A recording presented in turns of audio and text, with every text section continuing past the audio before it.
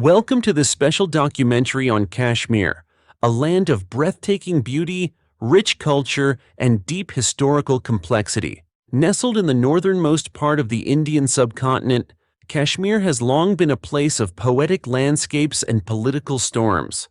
In this journey, we invite you to explore the many layers that define this region, from its ancient past to its present-day challenges and hopes. In this video, we'll take you through a comprehensive narrative that unfolds in several parts. First, we'll explore Kashmir's deep-rooted historical background, stretching from ancient civilizations to the rise and fall of empires. Next, we'll examine the political landscape, the events surrounding Partition in 1947, the origins of the Kashmir conflict, and the wars and agreements that followed. We'll then take a step back from geopolitics to celebrate Kashmir's cultural soul, its music, art, language, cuisine, and religious diversity. Our journey continues into the geography and environment of the region, the majestic Himalayas, the pristine rivers, and the environmental concerns that now threaten this natural paradise. And finally, we'll come to the present-day situation, the security landscape, Article 370, recent developments, and the lives of ordinary Kashmiris amid all this change. If there's a specific part you're most interested in, feel free to jump to that section. This documentary will be uploaded in parts for easier navigation and deeper focus. You'll find timestamps or links in the video description to go directly to the section you want. Whether it's the historical journey, the current political scenario, or the beauty of Kashmir's culture and nature. So sit back and let's begin this journey into the heart of Kashmir. To truly understand the complexities of Kashmir today, we must journey back through its rich and tumultuous history, a narrative shaped by ancient civilizations, imperial ambitions, and the geopolitical upheavals of the 20th century. Kashmir's history stretches back millennia. Nestled in the Himalayan mountains, the region has been a cradle of diverse cultures and religions. Ancient texts like the Nilamata Purana and Raja Tarangini chronicle a land where Hinduism, Buddhism, and later Islam flourished. During the 8th century, Buddhism held sway, with Kashmir becoming a renowned center for Buddhist learning. Monasteries and scholars from this era contributed significantly to Buddhist philosophy and art. The 14th century marked a significant transformation as Islam became predominant, introduced by Sufi saints who emphasized spiritualism and tolerance. This period saw the emergence of a unique Kashmiri culture, blending elements from its diverse religious traditions. Fast forward to the mid-20th century. British colonial rule in the Indian subcontinent was drawing to a close. In 1947, the British Parliament passed the Indian Independence Act, leading to the creation of two dominions, India and Pakistan. The princely states, including Jammu and Kashmir, were given the choice to accede to either country or remain independent. Maharaja Hari Singh, the Hindu ruler of Muslim-majority Jammu and Kashmir, initially opted for independence. However, this decision was short-lived. In October 1947, tribal militias from Pakistan invaded Kashmir, aiming to force its accession to Pakistan. Facing this incursion, the Maharaja sought military assistance from India. India agreed to help, but only after the Maharaja signed the instrument of accession, formally joining Jammu and Kashmir to India. Indian troops were airlifted into the region, leading to the First Indo-Pakistani War. The conflict between India and Pakistan over Kashmir escalated into a full-scale war. Fierce battles ensued, resulting in significant casualties on both sides. In 1948, the United Nations intervened, brokering a ceasefire that established the Line of Control, LOC, effectively dividing Kashmir into two parts, one administered by India and the other by Pakistan. The UN also recommended a plebiscite to allow the people of Kashmir to decide their future. However, this referendum was never conducted, leaving the region's status a contentious issue. 1965 War. Tensions resurfaced in 1965 when Pakistan launched Operation Gibraltar, sending infiltrators into Indian-administered Kashmir to incite rebellion. The plan failed, leading to a second war between the two nations. A ceasefire was eventually achieved through the Tashkent Agreement, but the underlying issues remained unresolved. 1971 War. The Third Indo-Pakistani War in 1971 was primarily over East Pakistan's independence movement, leading to the creation of Bangladesh. However, the conflict also impacted Kashmir, with both countries reaffirming the line of control as the de facto border in the Simla Agreement of 1972. Kargil Conflict, 1999. In 1999, Pakistani soldiers and militants crossed the line of control, occupying strategic heights in the Kargil sector of Indian-administered Kashmir. India launched Operation Vijay to reclaim these positions. After intense fighting and international diplomatic pressure, Pakistan withdrew its forces. Despite multiple wars and diplomatic efforts, the Kashmir issue remains unresolved. The region continues to be a flashpoint between India and Pakistan, both of whom claim it in full but control only parts. The people of Kashmir have endured decades of conflict with periods of relative peace punctuated by violence and unrest.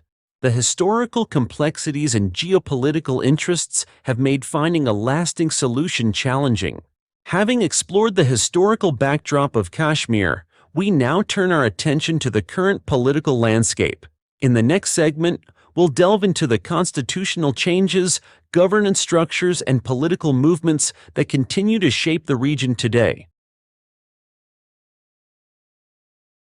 The political story of Kashmir is not just about borders and conflicts, it's also about constitutions, identity, autonomy, and power. In this section, we'll explore the evolution of Kashmir's political landscape, from special status and Article 370 to today's administrative and political realities. When the princely state of Jammu and Kashmir acceded to India in 1947, the terms were formalized through Article 370 of the Indian Constitution. This article granted Jammu and Kashmir special autonomy within India. Under Article 370, the state had its own constitution, its own flag, and significant independence in matters except defense, foreign affairs, and communications. Indian laws could be applied only with the state government's consent. Closely related was Article 35A, which allowed the Jammu and Kashmir legislature to define permanent residents and grant them special rights, including exclusive access to government jobs, property ownership, and educational opportunities. This special status was seen by many in Kashmir as a guarantee of their unique identity and political rights. However, critics argued that it hindered integration with the rest of India and limited development. On August 5, 2019, the government of India, led by Prime Minister Narendra Modi, announced the abrogation of Article 370.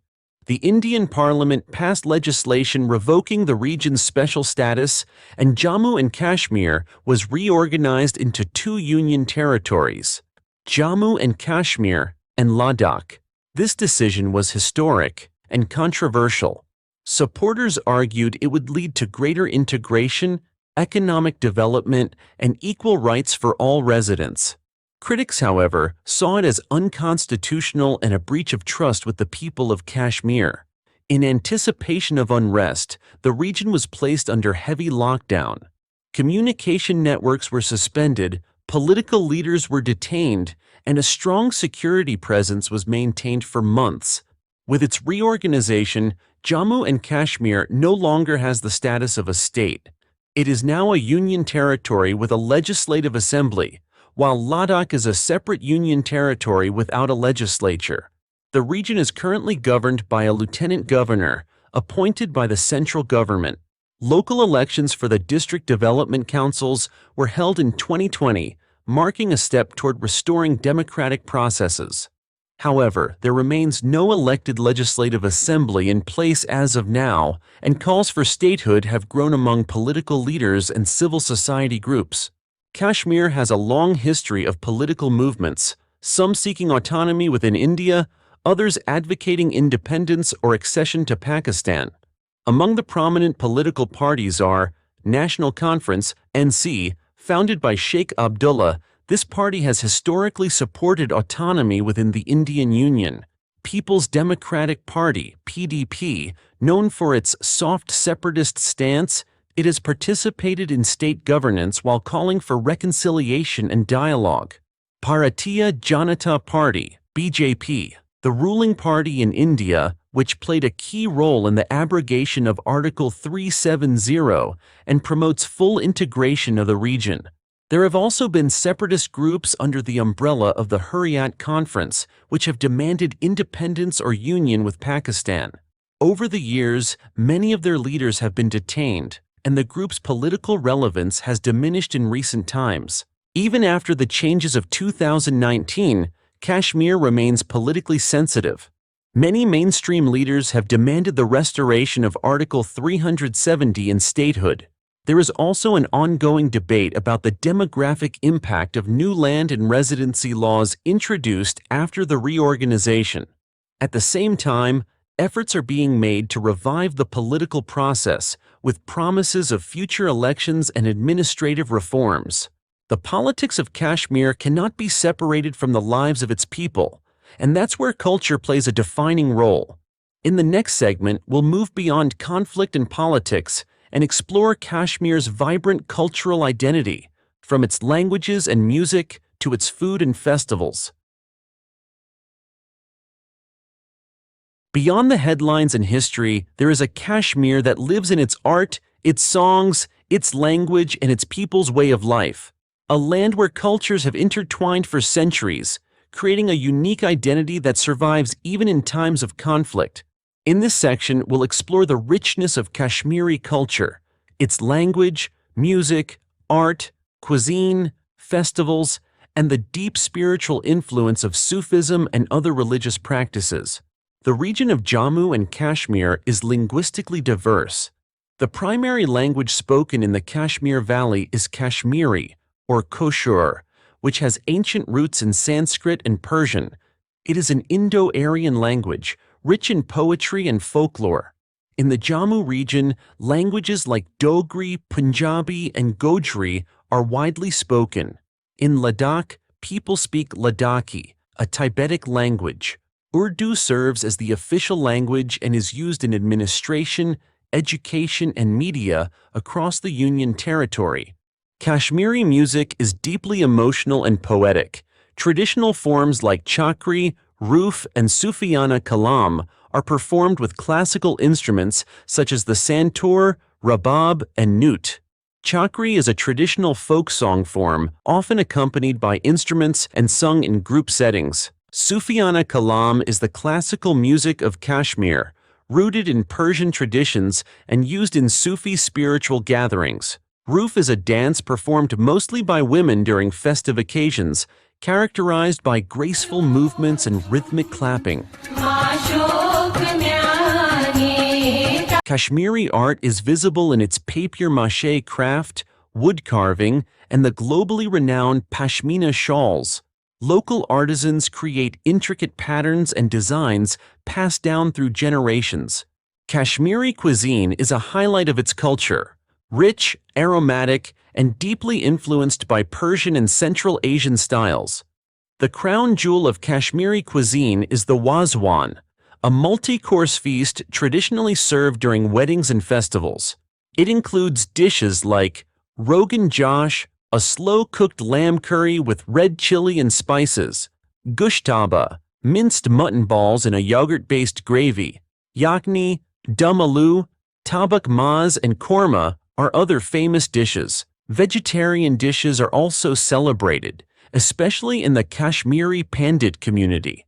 Ingredients like lotus stem, nadru, turnip, and dried vegetables play a major role. A traditional meal is often concluded with kahwa, a fragrant green tea with saffron, almonds, and cardamom. Kashmir's cultural calendar reflects its religious diversity. Eid al-Fitr and Eid al-Adha are widely celebrated among Muslims with prayers, feasting, and charity. Shivratri, known locally as Herath, is one of the most significant festivals for Kashmiri Hindus, marked by rituals, offerings, and family gatherings. Baisakhi and Lohri are celebrated by Sikhs, particularly in the Jammu region. Losar, the Tibetan New Year, is observed in Ladakh with music, mask dances, and festive meals. These celebrations showcase the coexistence of different traditions, even amid political uncertainty. Religion in Kashmir is not only a system of belief, it's a way of life woven into daily routines and cultural expression. Islam is practiced by the majority in the valley, with mosques and Sufi shrines dotting the landscape. The influence of Sufism, especially from saints like Sheikh Nur-ud-Din Wali and Lal Ded, is profound. These mystics preached unity, love, and peace, creating a spiritual bond between Muslims and Hindus. Kashmiri Pandits, the indigenous Hindu community, have preserved ancient rituals and temple traditions, especially related to Shaivism and worship of Lord Shiva. In Ladakh, Buddhism thrives, especially in the form of Tibetan Mahayana traditions. Monasteries like Hemis, Thiksi, and Disket are spiritual and cultural hubs, known for their architecture, prayer wheels, and festivals. Sikhism also has a significant presence, particularly in Jammu, where Gurdwaras serve as centers of faith and community service. Despite decades of political unrest and migration, especially of the Kashmiri Pandit community in the 1990s, the culture of Kashmir has shown incredible resilience. Artists, writers, and musicians continue to preserve and evolve their traditions. Cultural revival efforts are now gaining momentum through digital platforms and renewed tourism. Young Kashmiris are embracing new forms of expression, rap music, digital art, and film, while staying rooted in their identity. Kashmir's culture tells a story of coexistence, spiritual depth, and artistic brilliance. But this story is also deeply connected to the land itself. In the next section, we'll explore the geography and environment of Kashmir, from the snow-covered peaks of Gulmarg to the wetlands of Wular Lake, and the challenges of preserving this fragile ecosystem. Kashmir has long been described as paradise on earth, and for good reason. Its dramatic landscapes, snow-capped peaks, lush valleys, rivers, and forests make it one of the most beautiful regions in the world. But this breathtaking geography is not just scenery. It plays a vital role in the culture, economy, and even the politics of the region. In this section, we explore the diverse geography and environmental significance of Kashmir, from its iconic tourist destinations to the challenges posed by climate change and human activity. The region of Jammu and Kashmir lies mostly in the northwestern Himalayas and spans multiple ecological zones. The Kashmir Valley, surrounded by the Pir Panjal and Zanskar ranges, is a fertile bowl-shaped region with picturesque rivers and lakes. The Jammu region, to the south, features plains, hills, and Shivalik ranges, making it a transition zone between the Himalayas and the Indian subcontinent. Ladakh, which was part of the erstwhile state and is now a separate union territory, is a high-altitude cold desert known for its rugged beauty, glaciers, and Buddhist monasteries. Kashmir is dotted with natural and cultural gems that attract visitors from around the globe. Srinagar, the summer capital of Jammu and Kashmir, is famous for its Dal Lake, houseboats, and Mughal gardens like Shalimar and Nishat. The city is also known for its floating vegetable markets and traditional Kashmiri architecture. Gulmarg, a premier ski resort town, offers world-class skiing in winter and lush meadows in summer. It is home to the gondola cable car, one of the highest in the world. Pahalgam, known for its tranquil beauty and river litter, is a favorite among trekkers and pilgrims. It's also the base for the Amarnath Yatra, an annual Hindu pilgrimage. Sonamarg, meaning meadow of gold, is surrounded by glaciers and alpine meadows, offering breathtaking views and treks to the Thajwas Glacier. Wular Lake, one of the largest freshwater lakes in Asia, is crucial for biodiversity and a source of livelihood for thousands. Leh and Ladakh, with their high-altitude passes, crystal-clear lakes like Pangong Tso and Tso Mariri, and Buddhist monasteries, offer a stark contrast to the lush Kashmir Valley. Kashmir experiences 4 distinct seasons, each offering a unique experience. Spring, March-May. Blooming tulips and almond blossoms transform the valley into a garden. Summer, June to August. A popular tourist season with mild temperatures and clear skies. Autumn, September-November. Known as the golden season, when chinar trees turn red and gold. Winter, December to February. Heavy snowfall blankets the region, especially in Gulmarg and Sonamarg, turning them into winter wonderlands. In Ladakh, the climate is cold and arid, with long, harsh winters and brief, dry summers.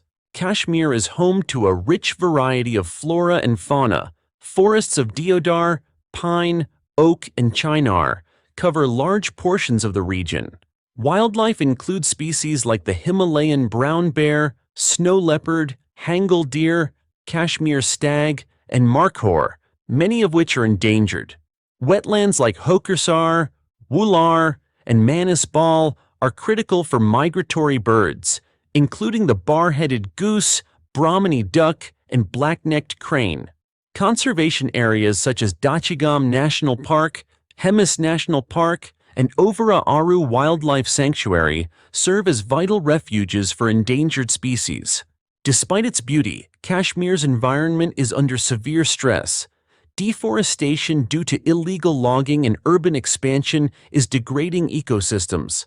Climate change is leading to glacial retreat, altered snowfall patterns, and unpredictable weather, impacting agriculture, tourism, and water availability. Dal Lake, once the pride of Srinagar, is facing severe pollution from untreated sewage, encroachment, and over-tourism. Air and water pollution are rising in urban areas like Srinagar and Jammu. Human-wildlife conflict is increasing due to habitat encroachment. Additionally, military presence in sensitive ecological zones contributes to soil erosion, waste, and restricted access for conservation work. There are ongoing efforts by both government and civil society to address these concerns. Projects to clean and restore Dal Lake and Wular Lake are in progress. NGOs and community groups are promoting ecotourism, afforestation, and sustainable development.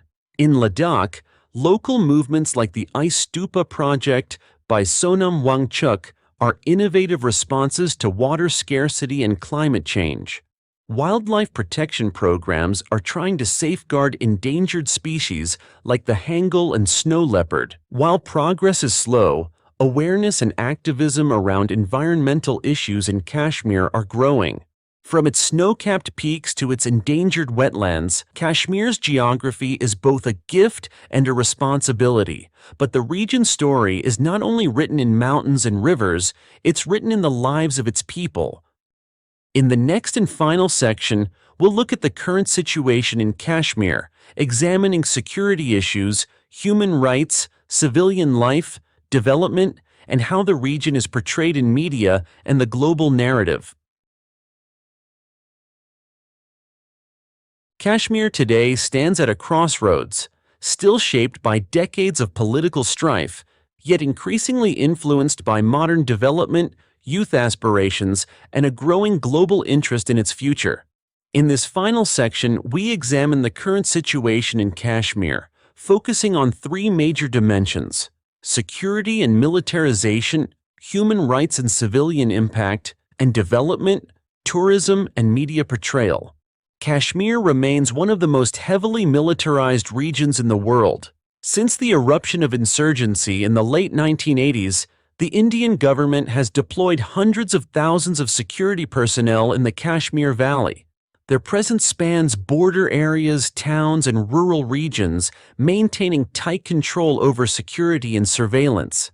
The Line of Control, LOC, the de facto border between Indian and Pakistan-administered Kashmir, is a tense zone with frequent skirmishes, cross-border shelling, and infiltration attempts. In urban areas, security checkpoints, search operations, and curfews have become routine, especially during politically sensitive times. The abrogation of Article 370 in 2019 further intensified security measures. The region was placed under lockdown with internet shutdowns, mass detentions of political leaders, and a significant increase in troop deployment. Although recent years have seen some reduction in militancy and improvement in security metrics, armed encounters between militants and security forces still occur, particularly in South Kashmir districts like Pulwama, Shopian, and Anantnag. The prolonged conflict has taken a heavy toll on civilian life. Human rights organizations, both local and international, have raised concerns about civilian deaths and injuries during clashes and military operations, disappearances, especially during the 1990s and early 2000s, alleged custodial torture, arbitrary detentions, and use of laws like the Public Safety Act, PSA, to detain people without formal charges, impact on children and mental health, particularly among youth who have grown up amid constant conflict. Women have also been deeply affected, not just by loss, but by displacement, trauma, and in some reported cases, gender-based violence. At the same time, security personnel too have suffered casualties and face extreme mental and physical stress while operating in conflict zones. In recent years, internet shutdowns have been criticized for disrupting communication, education, business, and healthcare. These blackouts, some of which lasted months, have been labeled by many as a form of digital censorship. The civilian population often finds itself caught in the middle, desiring peace, stability, and opportunities for a better future. Since 2019, the Indian government has pushed forward with a strong emphasis on development in Jammu and Kashmir. Key initiatives include highway and tunnel construction, including the Chenani Nashri Tunnel and Zojila Tunnel, to improve connectivity, expanding railway networks, aiming to connect Kashmir Valley to the rest of India by train, investment in power projects, education and healthcare infrastructure, new investment policies to attract industries with a focus on tourism, technology, and horticulture, efforts to digitize governance and expand e-services. The government claims that these developments will bring employment and economic stability. Critics argue, however, that without political reconciliation and public trust, development alone cannot resolve deeper issues. Tourism, once a vital part of Kashmir's economy, is seeing a revival. Popular destinations like Gulmarg, Pahalgam, and Srinagar are again welcoming domestic and international tourists. In fact, 2022 and 2023 witnessed record-breaking tourist numbers. Kashmir's scenic beauty, traditional hospitality, and cultural richness are drawing more visitors, with winter sports, houseboat stays, and cultural festivals gaining traction. However, periodic shutdowns, curfews, and fears of violence still pose challenges to sustain tourism. Stability and safety remain crucial for the industry's long-term success. Kashmir's younger generation is central to its future. Despite growing up amid conflict, many Kashmiri youth are now seeking education, entrepreneurship, digital opportunities, and global exposure. Fields like IT, sports, media, and arts are seeing increasing participation. At the same time, unemployment, lack of political representation, and psychological stress continue to affect this demographic. There are efforts by the government and NGOs to provide skill training, mental health support, and startup funding. The voice of the youth, expressed through music, poetry, social media, and activism is becoming an essential part of Kashmir's evolving identity. Kashmir's story is often told differently across various platforms and perspectives. Indian media largely focuses on national security, development, and counterterrorism efforts. Pakistani media highlights human rights concerns and frames Kashmir within the context of its long-standing territorial claim. International media attempts a more balanced view, but often struggles with access due to restricted entry and controlled narratives. Social media has opened new avenues, allowing citizen journalists, photographers, and activists to document local stories and challenge official versions. At the global level, the Kashmir issue remains a sensitive topic. While many governments recognize Kashmir as an internal matter for India, others, especially in the Muslim world, have raised concerns about human rights and political representation. Kashmir today is a region suspended between past and future, scarred by conflict but rich in resilience. It is a place of contradictions: soldiers and shepherds, poets and politicians, temples and tombs, lakes and landmines. Its people continue to hope for peace, dignity, and opportunity. The question is, will the region's future be written in the language of force or the language of dialogue, development, and mutual respect? Only time will tell. This concludes our exploration of the current situation in Kashmir. But the story doesn't end here. It continues in every home, every mountain trail, and every whispered prayer in the valley. As we come to the end of this journey through Kashmir, let's take a moment to reflect on what we've explored together. We began with the historical background of Kashmir, from its ancient roots and cultural legacy to the impact of the 1947 partition and the long-standing conflict that followed. We traced the region's journey through wars, political shifts, and evolving governance. We explored the political landscape, including the significant change brought by the abrogation of Article 370 in 2019, the new administrative divisions, and the key political figures who have shaped Kashmiri identity. Our journey continued through the cultural aspects of Kashmir, its language, music, art, cuisine, and spiritual life. We saw how deeply intertwined its heritage is with its people's sense of self, despite decades of upheaval. We then looked at geography and the environment, discovering the raw beauty of Srinagar, Ladakh, and more. We also discussed climate issues, biodiversity, and the threats to this fragile ecosystem. And finally, we examined the current situation: security and militarization, human rights, youth aspirations, economic development, tourism, and how Kashmir is seen around the world. Each chapter has offered a layer of understanding about a land too often reduced to headlines and too rarely appreciated for its full complexity. The content in this documentary is based on a wide array of credible sources, including academic research and historical texts, reports from international and Indian human rights organizations, journalistic investigations and independent media coverage, data from environmental studies, local archives and public records, community voices, local interviews, and first-hand accounts. For transparency and further exploration, all sources are listed in the video description below. We encourage you to check them out. Kashmir is more than a dispute on a map. It is home to millions of people who dream of peace, security, and dignity, just like anyone else. The stories of this land are not only written in war and resistance, but in music, resilience, and everyday courage. As we reflect on Kashmir's past and present, one truth stands above all: war is not the answer to all problems. Only through dialogue, empathy, justice, and understanding can the region move toward healing. Let us remember Kashmir not only for its valleys and conflicts, but for its people, their culture, pain, and undying hope.